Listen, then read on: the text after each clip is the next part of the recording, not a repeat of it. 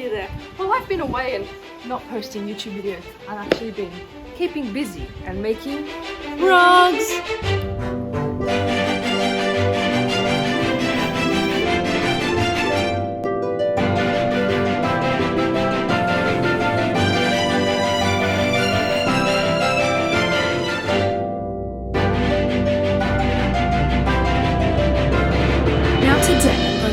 Actually how to make a rug step by step as I do it. Everyone has their own ways of how they do it, but this is my way.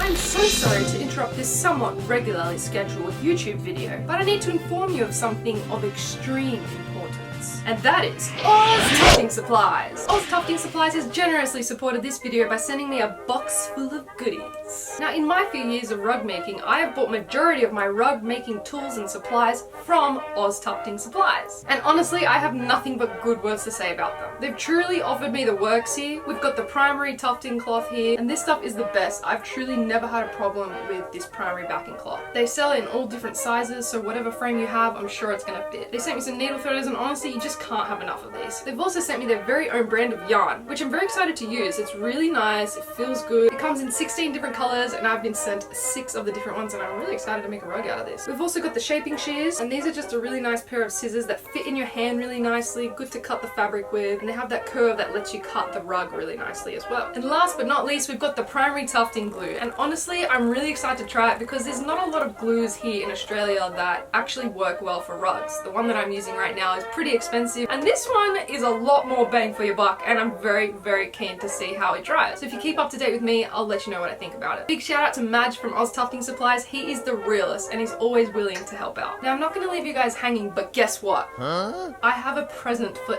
everyone watching this video. Yeah, I do. If you use the code GORUGYOURGO at checkout at Aus Tufting Supplies, you will receive a whole 10% off everything in your car, which is honestly amazing because tufting supplies can get expensive. Anyways, thank you Aus Tufting Supplies. I love ya. Now back to the video. Now first things first, we're just going to scroll through my store and see which rugs have been ordered. With this particular rug, I've been specifically commissioned to make. It is a custom pimp bender, and this is the photo that they sent me. As you can see, he's a cutie. However, they actually wanted the fur coat to be pink and the background to be green, so with just a few little retouches, here we are. This is the rug that I'm gonna make. It's gonna have a white border. I can't wait. Now the next couple of steps you can do in whatever order you want, but what I wanna do right now is go and put the tufting fabric on my frame. Let me go show you that. Here is my frame. Wow. It is very spiky. It has stabbed me to the bone of my knee before. I wouldn't be here without it. There she is. So this frame is just made out of wood that my dad got from Bunnings, and this stuff here,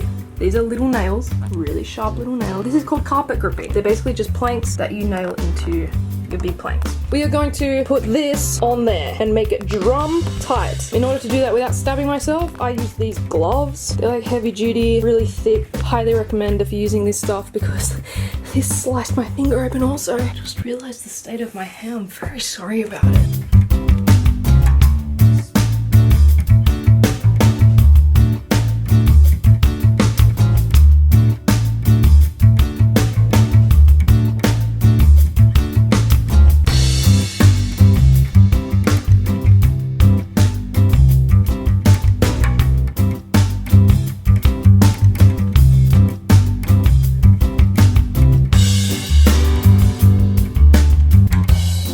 We're done. Nice and bouncy. Just some tips and tricks to help you with this process because it is very annoying if you don't get it right, and it will come at a cost if you don't do it right. These lines should be as straight as possible. Make sure they're always going down because this will help guide you when you're making your rug as well, because you can draw your design on there and it can be all different lines, but as long as you're going up straight with these, it will help with the stitching. As you can see, look at the stitching. See how it's crosshatch? Your gun is going to go in between these threads and you want to go up with them. So this helps you. They're just guides. When you're putting it on, try and just loosely put it on around the frame, and then when you're done, you kind of lift it out and pull it up. Lift it out and pull it up. That way you get it nice and tight. You want it to be like when you flick it, just bounces straight back. Nice, nice. Could probably even get it a little bit tighter, but I am puffed. And now on to the next step. I am sweaty and dizzy. Anyway, we're on to the next step, and this is probably one of my favorite steps. You get to see into the future a little bit of what the rug's gonna look like. Basically what this step is, tracing. So you're gonna trace the design onto the frame. And for me to do this is kind of hard because I make my rugs in my room and I quite literally live in the roof. I live in the attic of my parents' house. As you can see though, roof, frame, not much room. Wherever will I put my projector? Surely can't put it on this wall. This is how I go about it. I move this, I open this. This is the door to my bathroom. Move this shit out of the way, go behind the rug frame, and we just push it and break everything on the way. I'm gonna put the projector where you are because there's a lot more room, so I can project it there. Because look at this, we're still going, we're still going. My room is long here, it's the longest part of my existence here. Now in order for the projector to work, we need to turn off all the lights, close all the blinds, make it hella dark in here so we can see the design. Here's my projector, and I think honestly one of the hardest parts for me about making a rug is getting my projector in the right fucking spot. So I've got it set up on the clops of my dead nose. Rest in peace, Nosy. So it's basically perfectly wrapped around my frame. Now I'm just gonna move this around. Client asked for it to be 60 centimeters wide. I'm gonna go measure it now. It has been measured and we are ready to trace it now. However, as you can see, this is the original design. We are still yet to flip it. Silly me. Always flip your design. Otherwise, it's gonna come out the wrong way. I have unfortunately learnt that lesson the hard way. Original design we're gonna tuft because on the other side, it's gonna look like that. Rookie mistake, don't make it. Okay, now that everything's set up, we can start tracing. I use a whole bunch of Sharpies because they always run out of me, but let's begin.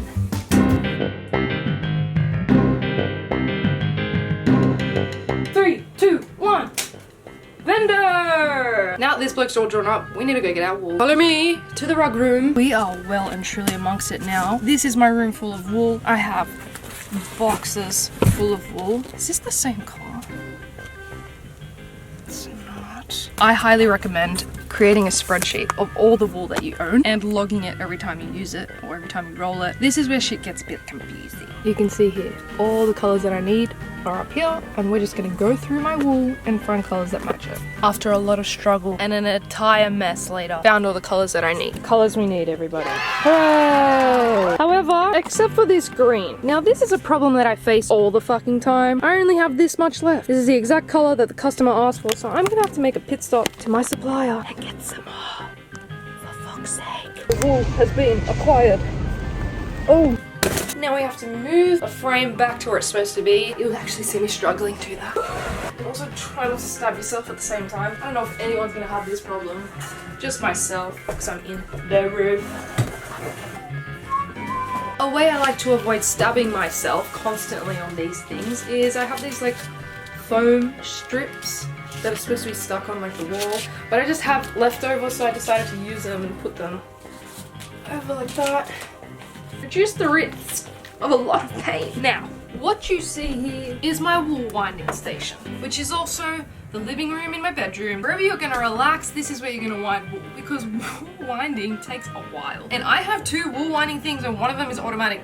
This one. If you decide to tuft your wool just using these, you're gonna come into tangles, you're gonna wanna die, you're gonna wanna cry out of frustration, it's just gonna keep falling out. It's not a fun time, I can promise you that. You're gonna want your wool to look like this. This is called a cake. We're gonna turn our rolls into cakes right now. I'm gonna show you how I do that and why I do that. Now in order to get this done, you're gonna need one of 2 things. You're gonna need a handheld wool winder, but if you can afford it, I would highly recommend getting one of these. An electric wool winder. It has saved my ass many times. I've been tufting and winding at the same time, and it is just, love this thing. But basically you just need to put it on a flat surface, lamp it onto your surface. So I'm going to show you how I go about winding something like this and turning it into a cake. Firstly, take off this. I always keep these just so I can keep a tab of what I have and haven't used. Little secret, it's always best to try and find the middle thread. Obviously you're going to find the thread on the outside. When it comes to winding, you'll get tangles upon tangles and it's really fucking annoying. So I'd recommend going into this and pulling out this mess and try to find the end of it. And here it is. Now, when the wool is winding out, it's just gonna come from the middle like that. Nice and smooth. Okay, as you can see, you will have some of these. Just detangle them as you go. You get the end of your thread. You're gonna put it through this little hole here. As you can see, there's a little purple thing, and it's just a hole through the metal. We're gonna pull it through that, and then there's a bar here. We're gonna go under the bar. And then these bits, they open up. We're gonna put them in the middle. And then another bar. What do we do with the bars? We go under the bars. Then there's a 2 fork thing. We're gonna go between there, around this waxy thing, and then through. And that's how you thread it. So now it's in. It's gonna go smoothly. When we turn the machine on, like so, it's gonna go round, around, around, around, around, around. That's what's doing the work for us. So what we're gonna do is grab your thread, put it through this way.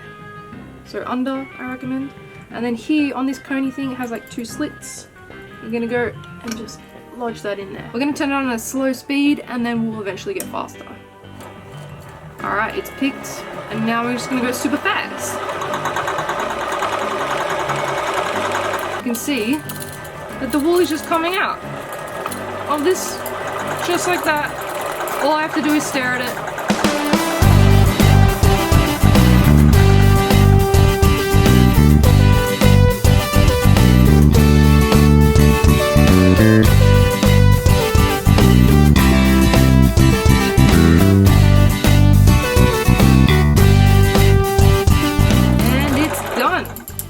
This, my friends, is a cake. Now, I like to put my cakes on toilet rolls like this. Let me teach you what I do with a toilet roll, because they can't stay this wide, unfortunately. So what I do is I grab a toilet roll like this, cut it in half, or just cut it all the way through.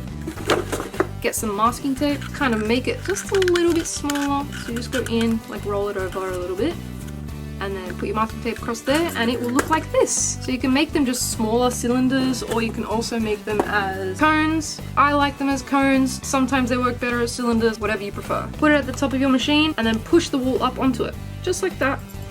And now you have a cake. Hooray! And that is how you make a cake. I'm gonna check in with you guys when I got a lot more. And we're done. It is actually the next day. I made quite a few cakes, as you can see, and now we're about to start the process of actually tufting. We've got our wool nicely set up on this table, and now I'm going to show you my favorite thing about tufting is my little organization rack. It has everything you need while tufting, which is quite a few things. So in the top, I have this little bucket full of scissors. You're gonna need so many scissors because they just go missing all the time. So have spares. I've got probably like 7 pairs in here. Next up, you're gonna need these. These are needle threaders. If they don't come with your gun, buy a lot of them. They break all the time with use, of course. But yes, you're gonna need this in order to thread your gun. I have 2 in here because all the rest of mine are broken. Gun oil, which is just sewing machine oil. I will show you how to get your gun sorted once I go through all of this. Next up, the gun. Love this. Spend a lot of time together. She's really messy right now. Needs a clean. I'll show you how to do that as well. Yep, this is like the first thing that I bought in my tufting journey about a year ago, and I had no idea how to use it, not gonna lie. I probably watched like 3 TikToks and 1 YouTube video, and then I was like, fuck it, I can do this. I couldn't. I tried. It didn't, you know, turn out so great, but here I am now. Make sure you are close by to a power point because you need this thing plugged in order for it to work. With your gun, it comes with parts like extra scissors and bolts and screws and whatever, and I just keep them in here too. This, which is currently empty right now, it's literally just compressed air. I highly recommend getting this in order to clean your gun. We've got a couple masks in here just for sometimes I like to put it on because I inhale a lot of yarn and I don't think that's good for my lungs. I have hella allergies. So like making rugs is just, it's stupid, but it's fine. I'm okay. Dust though, you're gonna come in contact with a lot of fiber in the air and everywhere. There's always a layer of like random wool and yarn particles just left on my floor and belongings and everything in my room. You're gonna wanna be best friends with your gun. If you have a bad relationship with your gun, you're not gonna have fun. That is truth. I used to scream at my gun, curse it out, and just be fully angry with it, and it didn't reward me. It did not. It hated me for that. So instead, we're gonna show our gun the most amount of love we can because it's doing a lot of work for us. If it gets overheated, we let it rest. First things first, it needs a clean. You can kind of see a lot of wool like mixed in with the oil that you use to oil it up and whatever. You can kind of see it quite a bit there. It's not great. That buildup over time will cause your gun to stop working. And if your gun stops working, you can tell because it starts screaming at you, quite literally. You go, whee! I like to get a rag and just wipe down all the spots that you normally put oil, which are these 4 rods here. 1, 2, 3, 4. There. As you can see, Can't really get in there. Oh no, whatever will we do now? Just twist the gear and everything starts working out. Also make sure your gun is off. Please make sure it's off. Because this thing is really dangerous. It is an industrial machine and we need to be careful. You can do some serious damage. See, because I don't have the air compressor, I just have to compress my lungs extra hard. I recommend doing this before starting any rod. If you turn your gun on now, you might notice that it will sound a little bit weird, and that's because there isn't oil on the bars anymore because we just wiped majority of it off. Basically, these parts are just going up and down on these bars, and if there's no oil there, it's just like metal rubbing on metal, and it is not good. It causes friction, and then your gun will just pass away. A couple things that you need to check on your gun before starting as well is that all the nuts are nice and screwed on there. Make sure there isn't really anything too loose, but also make sure it's not too tight. One main thing that I have recently discovered is the cut pile height. So this is a cut pile gun. Forgot to mention that. There's two types of guns, cut pile and loop pile. Cut pile just puts the thread through, snips it and comes back out and keeps doing that. The loop pile puts it through and loops it. So you don't really shave those rugs when you're done. So if you want to change the height of the thread that goes through your fabric, this right here is your best friend. So I recommend putting it kind of like in the middle. That way you get some really good threads. The rug will feel really good and you won't have to do a lot of work with detailing and shaving because it already looks really good. If this is like all the way down or if it's all the way up, you might find some troubles with the gun actually cutting your fabric or not looping properly or the scissors not working properly. But yeah, let's oil this thing. Got my little sewing machine oil. I like to stand my gun up like this, down a bit to show you the front, and just put like a couple of drops here, a couple of drops here, and make it go back up. And then a couple of drops down here, a couple down here, and then turn your mate around and then do the same to the back. What I like to do, I don't know if it's great, I know some people just like to do this, but I just turn it on, let it do its thing. Now, your gun is good to go. One more trick. I didn't know this when I first started and I was tufting at ridiculous speeds, cutting my fabric, and it was destroying everything. I was getting very discouraged. This little thing at the bottom here, this little knobby new, this twists and changes the speed that your gun goes. My God, was no one gonna tell me that? Let me tell you. So I'm turning it on. I'm gonna press the trigger and keep twisting it and you can see how fast this thing goes.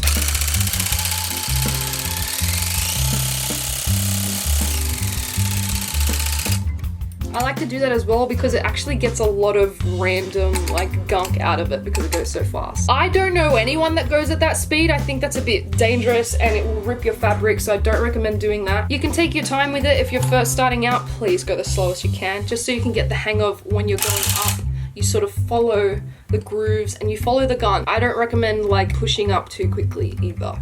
Just follow the gun. It's gonna wanna go up, so just follow it. The faster you go, the faster you're gonna go up too. If I'm outlining and doing like really small nitty gritty things, I'll go like, not the slowest, just a little bit higher. And I like to start and stop the trigger.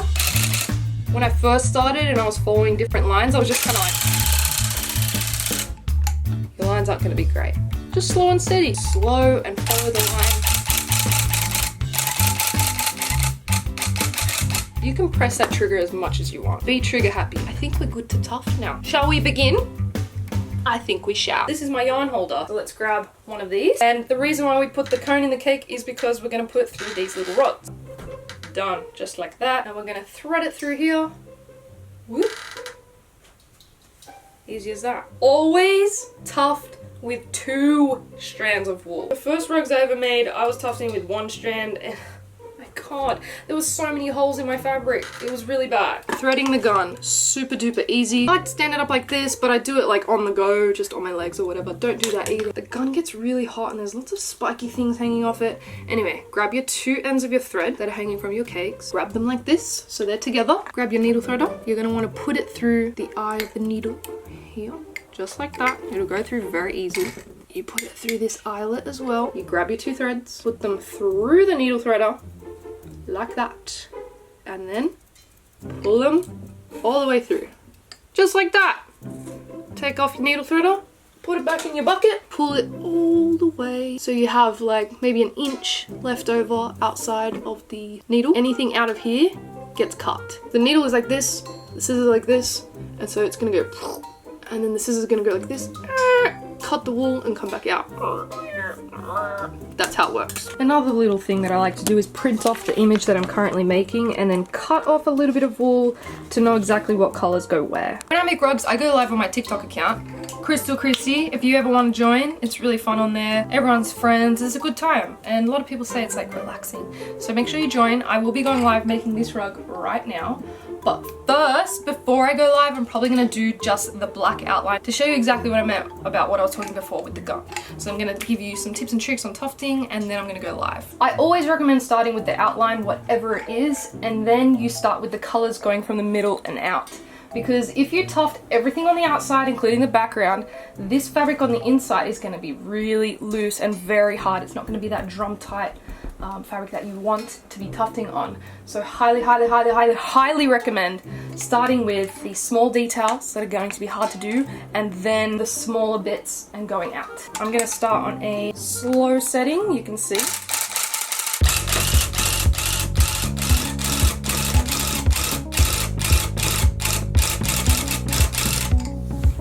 So you can kind of hear me tapping on and off of the trigger, and that's how this line looks so nice and smooth and rounded. If I didn't do that, it would be like... So what you want to do is always keep this in line with your hand and straight. You can move this whatever direction, just make sure it doesn't get caught in this gear, otherwise you're going to be seeing red. So as you can see, our first mistake went around the line. Unfortunately for me, the best thing about tufting is you can make mistakes because all you have to do is pull the threads out. Just literally just control Z. And then you just want to push these fibers back together. They haven't ripped, but they are not together, and it looks like it's a hole. But it is not. I'm using 12 ply black wool, but normally you're supposed to use 8 ply. I really like 12 ply. It makes your rugs really nice and thick, and especially for outlines. It just looks better and crisper. I'm not going to do double lines next to it, so this is just a singular follow around of the outline. Try this part one more time. Pull that excess. There we go, and we're good to go again.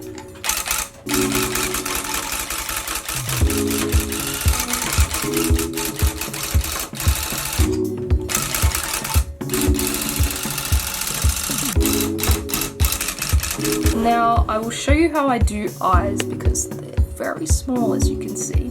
I kind of just go in, twist the gun around just a little bit,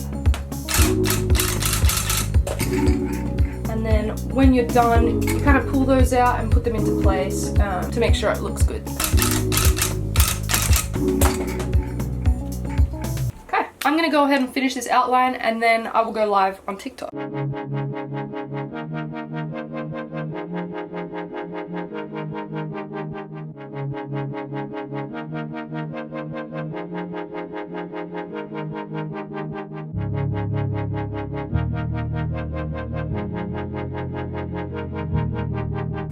Now we're done. Alright, what I like to do is go to the other side and just check that everything is looking nice. So let's go and have a look, shall we? Oh yes. Oh yes. Okay, I'm gonna go set up and go live. I go live a lot, so come join the fam. It's really fun on there. Hello.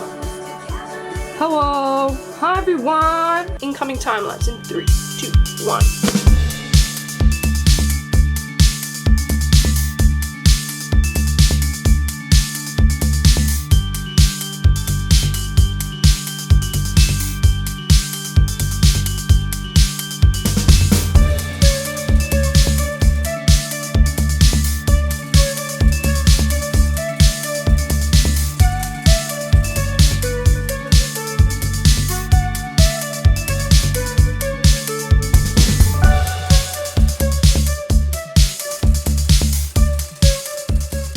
It's done! I am so happy with it. I did have some struggles with the green wool, but that is okay. We got over it, and now here we are. It's finished. I am gonna go through with you guys. I'm gonna do some little lines and show you exactly what to do, the amount of pressure, and speed. I'll show you what I do. Alright, so what you're going to want to do is follow these orange lines that we've got here. The straighter you are with these lines, the cleaner your rug's going to look, because this is where the fabric is. The fabric goes across ways and you're just going to go in and out of these little threads. I will show you up close. Put the needle all the way through so it's touching the fabric. So these parts here are touching the fabric, and that's basically what it looks like. And you're gonna hold like a firm grip. I've got this here to keep me stable. You can move this wherever you like, just as long as it's keeping you stable. Stay sort of like parallel to your gun. Make sure your shoulders are sort of parallel too, so you can have an even weight distribution as you're pushing in. Don't push too hard, but do not be light. If you're light with it, it will cut so many holes in your fabric and you'll want to cry. You can feel, as you push in,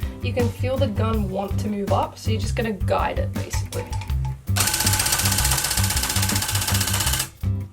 A literal perfect line here. Now I'm going to show you that, but up close. I'm just going to go this line. I'm just going to follow it up.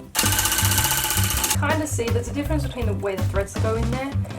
Some go in closer than others, some go in a lot further than others. The further they are, the more fluffy your rug's going to look. The closer they are, the more full the rug's going to look. As for how close together your lines need to be, I'd say if you've got really tight threads like this, you could go just about here. About that close. As you can see, it's like half of a fingernail. You can get closer if your threads are further apart. You can get further if your threads are closer together. This is what I did for the bender rug though. He's pretty full. But yeah, now I'm gonna glue him. I now have to shave off this excess thread. You want to see how I do that right now.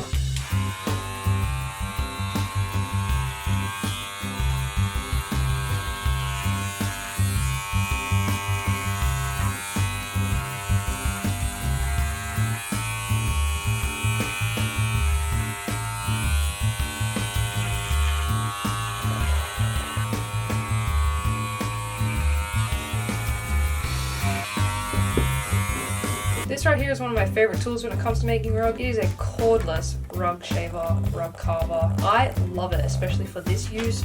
But if I'm making really small rugs on a table, it's nice so I don't have the cords in the way. But yeah, I love it. It's like a lightsaber. I call it my lightsaber shaver. You just take this off and you can charge it, put it back on. Now when it comes to gluing, there's a whole bunch of different adhesives in the game. This is what I found works best for me. It is carpet and cork adhesive. I love it. Pretty much just latex glue. You need to find any sort of latex drying glue so that it dries rubbery, not hard, not like concrete. And this stuff is really good. It stinks a little bit. It is unfortunately pretty expensive and it's been working pretty well for me so far. Just like that. Oh, fucking serious. Always use all the glue that you have. So I've got a few different scraping tools. I obviously don't clean the glue off them because I am lazy. If you had a bigger bucket, this one would work out well. This is like just a normal scraper. And I also have this, which I'm pretty sure is a baking tool. Pull it out of there, like that, and then scrape it onto this big scraper, like so. And then start wherever you want, and just try and get like an even spreading of it all. Just get it all on there first, and then we'll go in there with the other scraper. Don't want to get this stuff on your clothes. It does not come out. There's a whole bunch of different ways to do it. I see some people just put gloves on and then go for it with their hands. You're crazy, but I love it. Just make sure it's in every single crevice of wool and yarn.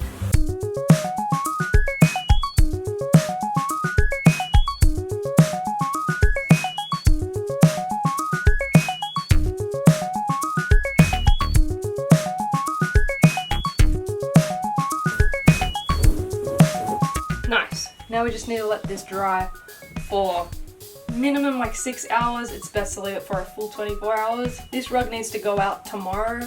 So what's the time now? It's 11:30 p.m. I'll cut it off sometime in the morning and I'll finish it and send it. Happy days. Obviously the best part about making a rug is the cleanup, right? This isn't even bad. I had just swept it. The glue is everywhere. It gets pretty bad. This is a good day. The sun went away and then it came back and now it's a new day. Hello, it is now Chrystal from the future telling you what Chrystal from the past, who was making this rug, was doing. So right here you can see I'm now cutting out the rug from the frame with a really nice sharp pair of scissors. This is a very satisfying thing to do, and then we take that thing off and we are happy about it. Next, you want to flip that bad boy over and we're going to chop off the edges. A lot of people like to do a waterfall edge where they fold the excess over and glue it down with some hot glue, but I like to be very careful and cut off the edges, not too close, otherwise the rug will actually start fraying. Next up is the absolute most terrifying part of rug shaving, which is using the CPI rug flat shearing machine. This thing gives me actual nightmares every time I have to look at it and use it. But damn, does it get the job done well. Basically what happens is it's got this really large rotating blade underneath it that you can adjust the height of so that every single yarn will get cut at the exact same height. Basically makes your rug nice and flat. It is exactly what we want, and that's what we're doing. Also, it is the loudest machine ever. I have almost gone deaf from it, so I'm always wearing like noise cancelling headphones whenever I'm using it and listening to really soothing music because my anxiety is really high. I have come into many problems with this where I shave just too close to the edge and boom, a whole chunk of my rug is now missing. But I have learnt from my mistakes. I only go from corner to corner, like the corner of the flat part to the corner of the rug. And now we thank the Lord that that is over because, oh my god, anxiety is gone. Anyways, we're on to the best part of rug making, which is shaving. So as you can see here, I'm trying to flatten out the rest of the rug that I didn't catch with the CPI rug shaver. So I'm keeping the shaver nice and flat to the rug, and it gets basically the same thing done. If you don't have a CPI, which most people don't because it's hella expensive and honestly you don't really need it, but I like it sometimes, you can just do this over your entire rug. It will take a long time, but you get a really nice even shave if you do it correctly. Do not put too much pressure when you're doing this because you will carve way too much and then there will be a nice chunk taken out, just like the big machine did to my rug. You don't want to put too much pressure, just enough to make every thread the same height, or else the rug will be really flat and it won't be nice and fluffy. Honestly, the longer it is and the neater you make each height of each thread, the better it will look. So one thing about rug making is it makes a whole lot of mess. And this right here, this is the mess that I'm talking about. But hey, it's okay, I'm giving a thumbs up. So we're good, I guess. You're going to want to vacuum everything. You can kind of see there the white part under Bender's jacket is turning a little bit pink, and we don't want that. That's because the fibers of the pink shavings are mixing in with the white, and that is not good. So we need to vacuum all of that out. Now this thing, I'm in a love-hate relationship with this thing because it has actually cut off the tip of my thumb, but these are electric carving scissors. They are so damn useful, but so damn scary and dangerous. Like, do not get too close to these. I am not joking. The tip of my thumb still hasn't grown back properly. Basically, you find where both thread colors meet and you split them apart. You chuck your scissors in between to cut off the excess of each color so it's not intertwining with each other, and that way you make it nice and crisp. This is also a pretty unnecessary tool and not a lot of people have it because it is also, again, very expensive. You can do the exact same thing with just a normal pair of scissors, which you'll see in a minute, but this obviously takes a lot less time. So it's just up to you on what you want to use. Here's the difference between carving a line and not carving a line. On the left, I haven't done anything to it. That's just tufted. And on the right, that's carved. Here you can get an up close view of it. It's pretty nice. Look at that. Makes it look so good. And now you can see everything is nice and carved with those scissors except for the tiny weeny details like Bender's teeth right there in the middle. What are we going to do about that? Because those big scissors aren't going to get in there. We're going to use duckbill scissors. Look at them. They are amazing. I recommend if you're making rugs, you're going to need some duckbill scissors. They're the perfect tool because they're nice and flat on one side, curved on the other side. I don't even know why. They just kind of look funky. You have a lot of precision with these scissors. Basically, you push one color onto the other color and then you slide the scissors in between them and just cut off the excess on both sides, and then you'll get a nice and carved look out of it. Now with finishing the edges, you want to go back in there and try and give it a waterfall edge. So this is also optional. If you want it to look more like a shaggy rug, you don't even really need to do this, but to get the really nice and precise carved waterfall looking edges, you shave it off a little bit and then you go in with the scissors and make sure every single thread is the exact same length. Give it another vacuum because it deserves it. Vacuum the back because that glue is making it stick even though it's completely dry. And now, my company isn't called Red Back Rugs for no reason. We have some red backs to put on these rugs, but would you look at that? This is my last piece of red backing and it doesn't fit, so I had to go all the way to the shops and buy some more. But anyways, you gotta do what you gotta do. So we lay it nice and flat, make it even with the rug, give it a snip, snip, snip, and now we're a little bit peckish, so we're gonna have some Oreos. Ha ha ha, you have been pranked. This is not Oreos, this is actually a sewing kit. Just kidding again, it's got my rug tags in it. I got these custom made, and basically it's got my logo, it says who I am, it's got the company name, and it also allows me to number the rugs individually. So every single rug I have made is numbered, and it gives it that little individual feeling. And now we need to glue the backing on. It's really up to you on what you want to use on the back. Some people use non-slip backing, so it works as an actual rug. I like to use my rugs as more decorative, like you put them in a special place, not really to be stepped on. Some people hang them up, and you can also put hooks on the back, but I just use felt, and it has worked really well for me. So we align it, use some heavy duty Gorilla Glue, and give it a nice even spray. This holds it together really well. And now we're back with the duckbill scissors, and we're going to chop off the edges nice and close, leaving about 1/2 centimeter from the rug tufting cloth, as you can see here. Just a little bit, just enough, and you'll see why in a minute, because what we're going to do now is we're going to hot glue some black heading tape on it. This is also an unnecessary thing, but I like to do it because I don't do that waterfall edge, and I think it looks really cool. So this is the way I've designed the back of my rugs, to have this black heading tape to contrast with the red back rugs, and I like it a lot. I think it gives the back of the rugs a really special, unique look. And then we give it the individual number that everyone gets, and what number is it? 55. Boom, it's on the floor, and now we use some Scotch Guard, which is some waterproof and stain proofing. But just remember, these are decorative rugs, they're not used to wipe your feet. My mom likes to come in and do some last minute changes, of course, because she's a perfectionist and I love her. And boom, that's a finished red back rug.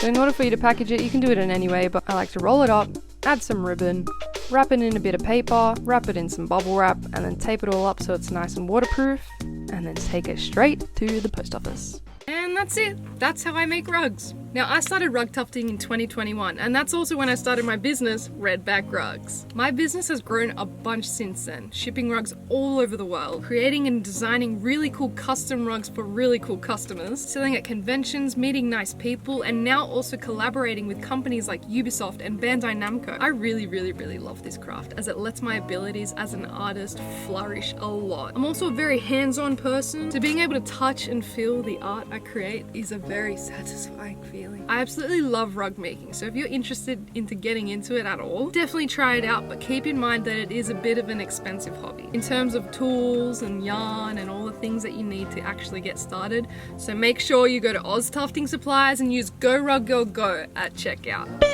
It's still a very rewarding craft, and I highly recommend. Anyways, thank you so much for watching this video if you've watched this far. It has been a very long time in the making. I actually recorded this video almost a year ago today, so a lot has changed since then. I've learnt a lot more since then, and I also now have my own mini rug making studio. It's also like almost 40 degrees in here, so I need to get out. If you'd like a tour of my rug room, or if you'd like some more tips and tricks on how to make rugs and all the new things that I've learned, let me know in the comments. Also, if you have any other questions about rug tufting or getting into it, or the supplies or anything, absolutely anything, DM me on Instagram or leave a comment under this video and I'll get back to you. Or if you would like a custom rug, hey, I'm your girl. Just hit me up in the DMs, or you can email me at redbackrugs@gmail.com, or you can visit my website, crystalchristie.com. But I guess that's it from me for now. Bye! Ding dong, ring a ding ding ding dong, Redback Rugs. Want your rug in a hurry? Wanna put it on your floor? And you want it extra fast? Yeah, I can do express delivery. Wind the wool while I watch a movie. Watch me live at Chrystal Christie.